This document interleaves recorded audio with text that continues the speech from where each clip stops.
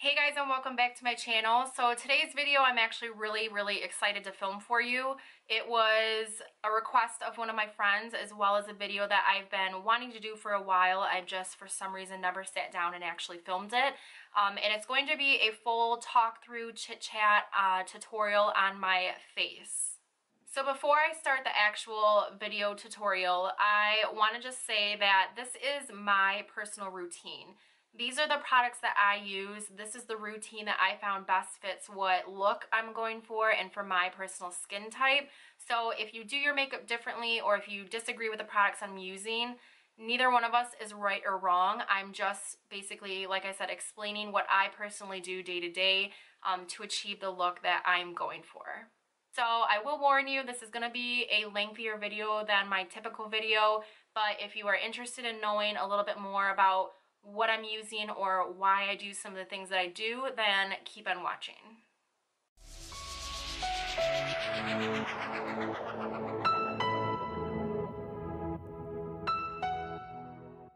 Okay, so first things first, as you can tell, I do already have my eyebrows done, and they are done already for a reason.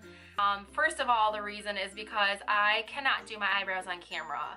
I have to be like centimeters away from the mirror when I do my eyebrows. I can't do it, number one, without a mirror like right behind me. The camera is blocking my mirror.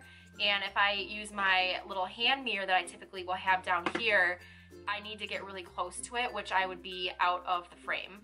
So I apologize. I know some people are asking me to do my eyebrows on camera. I'm trying, I'm still practicing. I just don't post it with my whole video because the footage just doesn't turn out. But I'll explain to you right now why I do them first and what I use to do them. So what I am using right now and what I typically will use to do my eyebrows is pencils. So this pencil here is an Anastasia Beverly Hills brow pencil in soft brown, and this is the NYX micro pencil in ash brown. So the reason that I use two different colors is because typically with your eyebrows, what you want to do is start off light up front, and then as you get further down to your curve or whatever shape you do, you want to get a little darker. I did already moisturize my face, and today what I used was the Cetaphil moisturizing lotion. This is typically day-to-day what I will use, but I do have other moisturizers that I like and will use as well, and these are the other two. So it's the Nivea Post Shave Balm and the Clean and Clear Oil-Free Moisturizer. So the next thing that I will typically do after I've moisturized my face and done my eyebrows would be to go in, if I have any redness, and use green concealer to help conceal those red spots. I don't have any spots too bad right now that I feel like I need to use this for, but I just wanted to mention if I did have it, this is the product that I will use, and it's the NYX HD Photogenic Concealer in green. So now I'm going to go ahead and move on to my foundation, and the product that I am going to be using today is the L'Oreal True Match in W4. Thank God I just got a spray tan the other day. I was getting to the point of using like W1, and that's not okay. When I do my foundation, I will 99.9% of the time be using my beauty blender, or if not this, I'll be using my Real Techniques beauty sponge. These are essentially the same thing. I've again mentioned these in past videos before. The beauty blender is a little bit more pricey. It's $20, and the Real Techniques sponge I think is like $6 or $7. With beauty blenders or sponges in general, you want to get them wet. Don't use them dry. I guess you can use them dry if you want to. It's going to give you a lot more full coverage, but by using them dry, it's going to suck up your product like really quickly, and it's not going to give the flawless application that it normally would if it was damp. So now that I've got that rant done, I'm going to go ahead and get started. Like I said, I'm going to be using the L'Oreal True Match in W4. I have mentioned this in the past. I do like to typically mix foundations, and so I decided that I am going to go ahead and mix foundations. I'm going to use the L'Oreal True Match in W4, and I'm also going to use the L'Oreal Pro Matte Infallible in 106. So the reason that I like to mix foundations is because I just feel like it gives a better color. And I could be totally wrong. It might not do anything, but I just kind of feel like it helps my color be a little bit more what I'm looking for, and it just kind of helps. I don't know how to explain it, but I just feel like mixing foundations just looks better. So what you want to do if you are using a sponge like I am right now and applying foundation is exactly what I'm doing. You want to tap this in. You don't want to go in and be like pushing it hard and rubbing it around, because all that's going to do is essentially create crop circles on your face, and I'm pretty sure that's not the look that you want. So I just keep everything on the back of my hand like this. I don't use anything special. I don't have anything in front of me that's gonna change anything. I simply just put the foundation on the back of my hand, dab it in a little bit, and just start applying it to my face like this. Again, if you choose to do what I do and do your eyebrows first, just make sure you're careful when you go around them that you're not smearing it or going over top of it, because that's going to obviously change the color and it's going to ruin essentially what you just did. When I do my foundation like this, I will actually go over my eyes very lightly, but I usually do it at the end when there's very little product left on the tip of the sponge that I'm using, so that way you're not putting a ton of makeup, especially foundation, on your eyelids, because that is only going to make it crease and just build up on your eyelids, which is the most sensitive part of your face. So if you choose to do that, try not to go in with a full sponge of makeup and go right to your eye. Try to save that for the end where there's very little product, and you just kind of put a sheer coverage of foundation over top of it. So I have a really weird habit, I guess, of pulling my ear when I do my foundation on the side. I do this because I have always had a really bad habit of not getting my ear or the side of my face. So everything's covered, and then over on the side of my face, it's like a whole different color. It's a whole different world. So I always just pull it. I usually have earrings in, which is also another reason that I do this, so I can cover my earring and not get my earring all dirty. But I'm just trying to explain some maybe awkward things that I do that you may or may not see in my tutorials. If you do, I'm sorry, but that's why I do them. The only other thing that I would say when you're putting foundation on, whether it be with a sponge, a brush, your fingers, whatever you use, make sure, like the ears and the sides, that you are going down your neck. I'm not saying you have to go all the way down your neck, but get it enough to where if someone looks at you, you're not seeing a line right here, because there is nothing worse than seeing somebody with a distinct line between their neck and their face. The next thing I'm gonna go in is do my concealer, and as most of you know, in almost all of my videos, I use the Maybelline Instant Age Rewind in Neutralizer. If I was to use a different concealer and I wanted something a lot more full coverage, the It Cosmetics Bye Bye Under Eye, again in neutral medium, is gonna do the trick for you.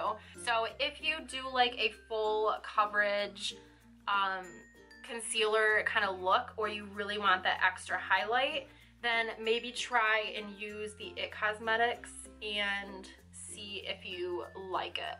But this is just what I use. So the reason, I guess I'm trying to remember to explain what I'm doing, the reason that you want to do it in this triangular form is because if you were to go in and just swipe it, you're basically going to just be creating a white cast underneath your eye. You're not going to really be giving the illusion to lift your face. So by putting it in a triangle like this, you are giving the illusion that your face is lifted. And then by putting a little star, flower, whatever you want to put there, and down your nose, a little bit on your cupid's bow and on your chin, the reason that you want to do that is just to even out your face. Just make sure that if you are going to choose to do a really full coverage highlight underneath your eye, that you do the shape, the nose, and the chin, just again to make sure that everything is uniform. So I'm using the same beauty blender, I'm just using the other side. This was the foundation, this is concealer. So I'm just doing the same thing. I'm just gonna use, I need a mirror. I can't do this without a mirror. I'm just gonna do tapping motions and make sure that everything is nice and blended in. Make sure that when you are doing this or any product, you blend it in really well, because if you don't, I mean, it's like anything else, you're just gonna see a big splotch of concealer on your face. Okay, So after I blend it out, I want to go in and set it right away. And setting your under eye is going to make sure that your eyes are not creasing under here. And that's just meaning that the product is starting to settle in wrinkles or fine lines that you may have. So the product that I use for this typically is the Anastasia Beverly Hills banana powder. And I got that pan from her contour kit. And then the brush that I'm using is a Morphe M438. The reason that I'm using the banana powder is because yellow is going to brighten. And so obviously I want my under eyes to be nice and bright. So yellow is gonna help do that. And then the brush is just a very pointy brush, which helps get a nice up underneath my eyes. So you can use any brush, you can use any setting powder, but this is just what I use. So I've mentioned this before, and I'm sure you're all well aware of the term baking. So baking is where I would pack on powder underneath my eyes and just let it sit while I move on. I'm not going to do that because I just don't feel like doing it right now, but what you would essentially do that for is to make sure that if you were to be using any glitter or any eyeshadow that maybe fallout would go on your face and ruin it, keeping powder there is going to make sure that you're not ruining your face and you can just wipe it away later. And it's also just going to brighten your eyes a little bit more than what I just did and just putting one like layer on. Now that I've set my under eye, I'm going to go in and set the rest of my face. One of them is the Laura Mercier translucent setting powder and the other is the Airspun. So this one is more of a white translucent color where the Airspun does have a little bit of a color tint to it. So there's really no preference of why I use either one. I think they both do the same thing. Again, you want to do this step because if you don't set your face and you start raising your eyebrows, smiling, anything like that, you're gonna start creasing your face. So I'm gonna go in and just tap on a lot of powder and just make sure that all of my foundation is nice and set. Again, you don't want to just jump in and start swirling this around because if your foundation is still a little damp or wet from being applied on your face, you're only going to be making circles and you're going to ruin what you just did. Okay, so now we pretty much have the base of my face. I pretty much have like the sheer canvas to start working with. So now what you want to do is go in and actually start bronzing and shaping or sculpting your face to whatever you want it to be. So for that, I am going to go in with my MAC Give Me Sun powder, and I'm going to be using, this is actually probably one of my favorite brushes for bronzing. It's Up and Up by Target. There isn't a number or anything on it, but I do know that I got it from Target and it's Target's brand Up and Up. And you just want to make sure that when you are using a bronzer, you're using like a fluffy brush, not maybe quite as big as a powder brush because you don't want to just bronze up your entire face. There's no point to that. But you want to use something that's maybe just a little bit slim but fluffy. Because like with foundation, the more dense of a brush you use, the more coverage and product you're going to pick up, and the last thing you want is a muddy looking face. So I just picked up a little bit of that Give Me Sun, and I'm just going to start bronzing up my face to kind of just give it a little bit of color and shape it out. So like I've mentioned before, what I typically will do for bronzer is the number 3. So I start up here at the temple, I come down to my cheeks, and then I will come down to my chin. And doing that is going to carve out your cheekbones here. It's going to give you a little bit of color and also kind of carve out your hairline. And down here, it's going to help you kind of get rid of a double chin. Okay, so now that we have bronzer done, I am going to go ahead and go in with blush. So I'm just going to go in with my favorite, and that is the Milani Luminoso. Okay, so I'm going to be going in with my Morphe E4, and this was one of Jaclyn Hill's favorite brushes, so I decided to give it a try, and now I know why it's her favorite. So I'm going to go in and just start at the apples and just, again, kind of tap/sweep this blush on. My tip for any product at all, is start light and work your way to the coverage that you want. The next step is going to be a highlighter, which is my favorite part. So I'm gonna go in with my all-time favorite. I just bought another one actually, and I'm not even close to being done with this one. It is the Balm's Mary Lou-minizer, and it is very shimmery, sparkly, champagne-y, poppy. So the brush that I'm gonna be using to do this is the Morphe M501. Can you tell I have a Morphe brush obsession? So with highlighter, I just picked up a little bit. You wanna basically put it on the high points of your face. So highlighter, high points, you get it. So you just want to place it on the points of your face that you want to appear lifted. And for me, that is right at the top of my cheek, and I just drag it over a little bit here so it looks natural. Again, you don't want to just place it here and swipe it, because then you're just going to have like a football looking line underneath your face, and you don't want that. So just very lightly dust it on and you will get that natural glow. If you want a more, I guess, glossy highlighted look, use a setting spray and spray your brush before you pick up your product, and it's gonna make it go on a lot more shimmery. So I'm gonna use the Max Fix Plus and spritz the brush just once. You don't wanna get it too wet because then it's just gonna clump up your product. Just got in my mouth. So I'm gonna go in and do the other side, and then I'll come back and put a little bit more here. And then the other places that I typically will put highlighter is not a lot. Just a little bit down the center, or the bridge I should say, of my nose, on my Cupid's bow, and on my chin.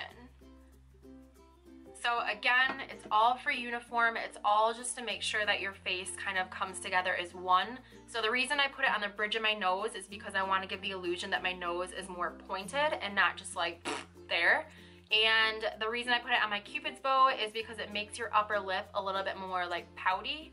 And the last place that I'll do it, and I won't use a brush, I'll use my ring finger, is just to put a little bit on the tip of my nose. And again, that's just going to make it look like the tip of my nose comes out and it's reflecting the light.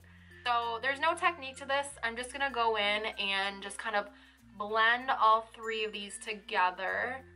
Again, just to make sure that there's no harsh lines, that everything is just peachy. So this is the Real Techniques Duo Fiber Contour Brush. It's just a very small tapered brush. And again, having it a little bit more small and denser than a fluffy bronzer brush that I used earlier is gonna help me concentrate this product in the exact spot that I want it to be. So, and I'm no expert, I'm learning just like the rest of you. With contour, what you wanna do, when you look at yourself in the mirror, you can see where your cheekbone or where your natural line kind of is. So mine is right here, and it's usually like at the top of your ear down. So I just took a little bit of that matte Give Me Sun, and I'm gonna start close to my ear because I don't want to just put a bunch of product here in the middle. So I'm gonna start at the top and just make little circles and drag it down. So I'm gonna go back in with that dual fiber brush that I just used and just kind of blend a little bit, not too much, and make sure that this is nice and blended out.